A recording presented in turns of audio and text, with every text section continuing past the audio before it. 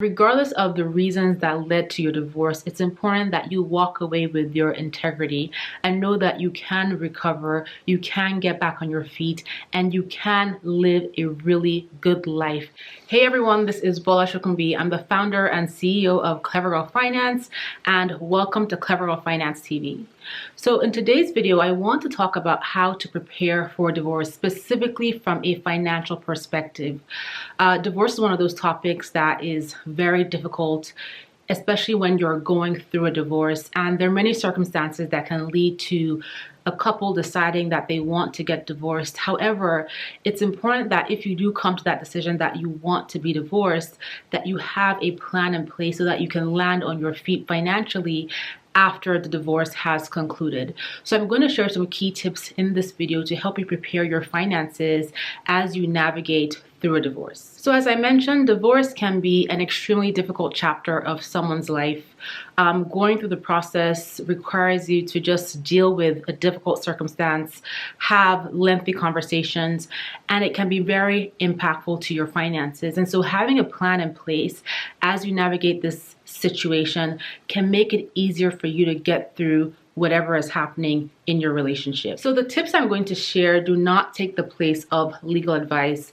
They do not take the place of the advice that a divorce attorney would give you. Instead, they're to help you navigate through a difficult situation when it comes to your finances. So questions about navigating divorce are questions that I get all the time. These are questions I get from women in the Clever Girl Finance community navigating a divorce, trying to exit a relationship, and they want to know how to just navigate this difficult situation and get back on their feet when it comes to their finances. And like I mentioned, there are many circumstances that can lead to somebody going through divorce, leading to a couple deciding that they want to be divorced. But I want to encourage you that regardless of how difficult it is right now, it is possible to get to the other side and find your financial footing and recover financially. We live in a time where divorce rates are really high. 1 in 2 marriages ends in divorce. And also, unfortunately, this pandemic has accelerated the demise or the end of many relationships for many people. And so this video is not here to judge, it's not here to shame, it's not here to point fingers or make anyone feel bad. Instead, it's to help you navigate through the situation so that you can come out of the other side okay. And like I mentioned, there's so many reasons why people choose to get divorced. And if that is the decision that you have come to, it is okay, right? You want to get through the situation and go about living your life and just being at peace with yourself and being able to take care of yourself. And if you have kids, being able to take care of your kids as well. So let's get into these key tips to prepare your finances as you navigate through a divorce. So number 1, the first thing you want to do is find all your financial records. It's really important that if you are exiting a relationship, that you know what financial records you have in place. So this would include things like your tax returns, your retirement accounts, your bank statements, any loan information, any investment account information, employment information, Social Security statements, and things like that. Gathering all these documents can take some time, so you want to make sure that you start to put them together as soon as you can. This will help you save time and could also potentially help you save fees as you go through legal proceedings. The next thing you want to do is an assessment of all your marital assets and your marital liabilities. And so your marital assets are assets that were acquired during your marriage, and the liabilities are any debt that was taken on during your marriage as well. It could be that these assets and liabilities were acquired jointly, or they were acquired by, one individual in the relationship. But basically, marital assets and marital liabilities are assets or liabilities that were acquired during the marriage. So for example, it could be joint investments that you made, it could be a mortgage that you took on for a home, and things like that. So during your divorce proceedings, your marital assets and your marital liabilities are something that is going to need to be discussed. whether it was assets or liabilities that were acquired individually or jointly. That's something that you may need to discuss with your divorce attorney and as you go through divorce proceedings. So you want to make sure that you're aware of all those marital assets as well as the marital liabilities. And so you also want to consider your non-marital assets and liabilities. And these are assets and liabilities that you would have acquired before you got married. Depending on the state you live in, where you're located, it could be that any assets you had before you came into the marriage and any liabilities you had before you came into the marriage will continue to be yours.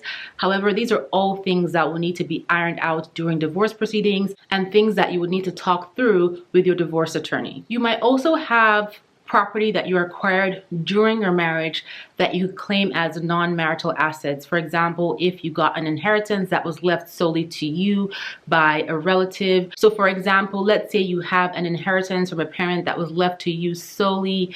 However, these are things that will need to be ironed out and discussed with a divorce attorney and also depending on the state that you are in. But it's really important that you understand what marital assets and also what non-marital assets both of you have when you go through your divorce proceedings. Another thing that you may need to do as you navigate your divorce is to open a PO box in your name.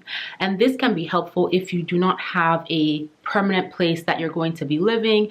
And you can also make sure that your mail that you're receiving from your lawyers, from banks, financial statements, etc., remains secure and no one else is stumbling upon this really important information.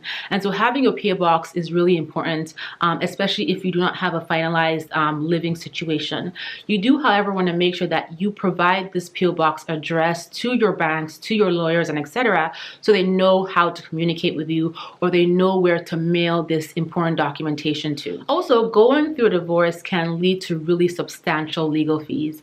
And so as you start thinking about, getting divorced, you want to start determining what your legal fees are going to be and build them into your budget if possible. You can start by doing some research to determine the average legal costs for divorce in your area. And then based on this, you can start putting money aside into savings before you actually begin those divorce proceedings. You can also contact different divorce attorneys and compare their rates if you feel that you're going to need a divorce attorney to help guide you through the whole process of the divorce. Next, if you have joint bank accounts, it is time for you to open bank accounts in your name only. It's a good idea to open a new checking account, a new savings account, and you want to make sure that once these accounts are open, that you update your banking information and also your payroll information so that if you were getting paid by direct deposit, your paychecks now go into that account that's in your name only. The number of new bank accounts that you open really depend on, how you plan your finances. And I will put a link below to an article to help you determine how many bank accounts you may need. So the same way you open new bank accounts in your own name only, you also want to open credit cards if you had any in your own name only. And again, just as good financial practice, you want to make sure that you build your spending on credit into your budget and you're able to pay off the balance each month, or you're able to create a plan if you have credit card debt to pay off that debt so that you can accelerate how quickly you're able to get back on your feet after your divorce. Next, you want to pull a copy of your credit report so that you can confirm what liabilities are in both of your names, and also so you can get a sense of where you stand with your credit right now, especially if you're going to need to leverage credit into the future, like buying your own home and etc. It's really important that you know the status of your credit so that you can start to put steps into place to improve your credit if necessary. And then if you find any information on your credit that is inaccurate, then you can start to take the steps to dispute that as well. Another important thing you need to do is update your will if you have one, or put a will in place, especially if you have dependents. It's also important to update the beneficiaries on your account. So if you had your ex on your accounts and you no longer want them on there, especially as you go with your divorce,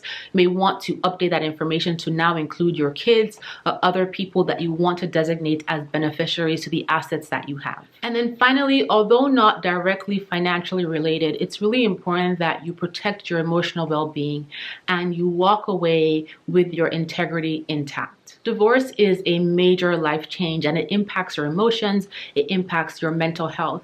And if your emotions are not together, if you are struggling with mental wellness as you go through this difficult situation, it can actually impact the decisions that you make when it comes to your finances. And this can also have a long-term impact on your financial future. So as you plan to navigate through a divorce, it's also important that you find ways to help manage your emotions, to help keep your mental health in check.